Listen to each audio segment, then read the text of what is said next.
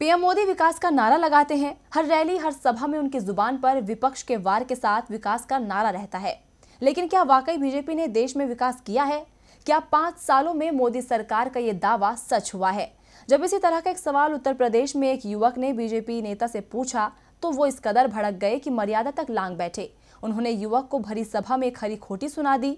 इस अभद्रता के बाद अब विकास पर वाकई विश्वास और मुश्किल हो गया है।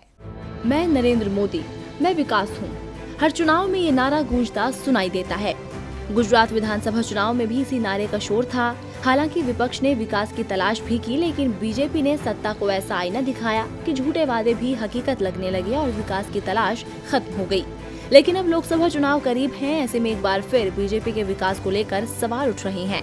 उत्तर प्रदेश के बरेली में भी एक युवक ने सत्तारूढ़ पार्टी के विधायक श्याम बिहारी लाल पर विकास को लेकर सवाल दाग दिया, जिस पर वो इतना भड़क गए कि भाषा की मर्यादा लांघ गए।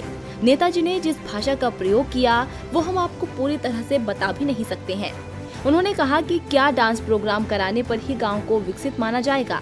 दरअसल बीजेपी नेता नवादा वन गांव में कई सरकारी योजनाओं के लाभार्थियों से मुलाकात करने पहुंचे थे। इस दौरान लोगों की भीड़ जमा थी।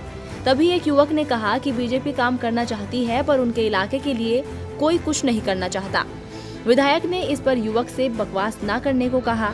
इस पर जब युवक ने कहा कि जब आप हमारा साथ नहीं देंगे तो वोट की उम्मीद भी मत कीजिए। इस पर विधायक का पारा इस कदर चढ़ा कि उन्होंने मंच से ही धमकी दे डाली। बीजेपी नेता के इस गुस्से से बीजेपी के विकास के दावों पर वाकई सवाल खड़ा होता है। डीबी लाइव की रिपोर्ट।